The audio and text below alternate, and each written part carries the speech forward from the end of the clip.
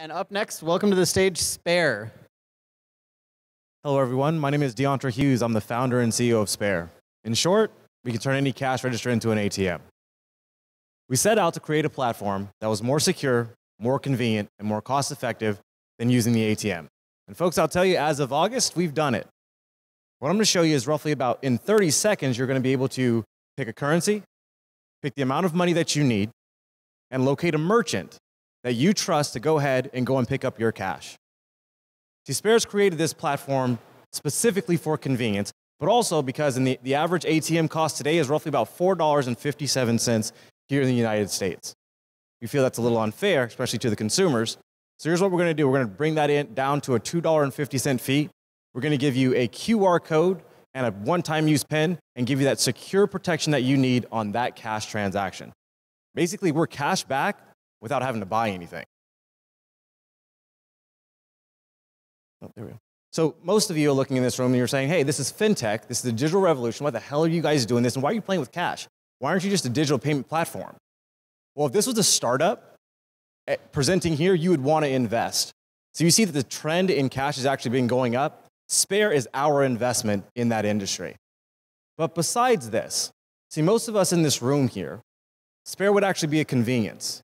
But there's actually a subset of the population in which Spare is not a convenience, it's a necessity.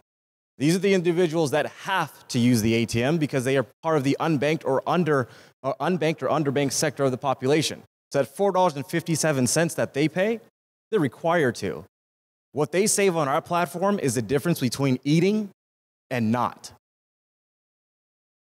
That market comprises roughly about $687 billion today. And so as we take a step forward into the next year, we're looking at giving those same individuals the ability to cash your checks inside of the Spare network, reducing their costs overall. So what we've done is we have competitors in the space, but folks, at the end of the day, we figured out what works, not just for our users, but also for our merchants. We split that fee with them, and we make sure that we're driving foot traffic, increasing revenue. And based on our case studies over the past 3 months, we saw local sales increase roughly about 5%. So we're just getting our foot in the door. We're establishing our legs because we understand that there's a massive opportunity out there in the market. With my background in finance, we got some lead iOS developers there, entrepreneur of the year, individuals that come out of Google for data analytics, or an individual, Jason Mugford, chief compliance officer with over 25 years working in financial compliance. We've built a power team to go ahead and grow and scale this company. We're raising money now, so we secured a friends and family round, but now we need to grow and scale this idea. So we're raising $1.5 million and to grow and scale this company. We want to run the path of a unicorn, and with your help, we can. This is your opportunity to invest in a fintech company that's not only doing some good, but we're a community-based cash network that's ready to grow. All right, big round of applause for Spare, and let's hear from the judges. Yeah. Quick question. So how are you going to get this in the hands of the lower and middle income Americans that you had up on that side? So we incentivize our merchants, for one, to go ahead and drive the foot traffic or to make the consumers aware. So our biggest problem today is actually education, right? Because we're converting the ATM behavior, but the trend of mobile use for banking is on our side. And so this is more about educating them.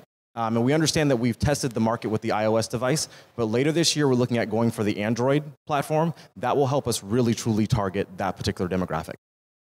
How important is network density, and how do you think about building geographic density to have enough network coverage for your audience? It's incredibly important. And for us, our goal to scale is it's partnering with iOS POS systems, say like Clover or Meadow for the iOS POS system, or if you're looking at the Android systems to grow and scale. That's how we can get the merchant density, and once we have that, we can service our customers. See, today, the biggest problem that we have is we don't have enough merchants. We have a lot of users demanding to use the platform. Is there behavior change required on the part of the merchant in order to have enough cash or to be able to process the QR code and actually? No, absolutely not. See, what we've done with our merchants is we've given them the convenience aspect as well. So our merchant's going to log in, and they're going to let our network know how much cash they're willing to dispense at what time. And so if you're one of our merchants and you have $120, well, if I'm looking for $140, you just won't be an option. And so we're making sure that not only making sure that cash and convenience extends down to the consumer, but it drives over to the merchant as well.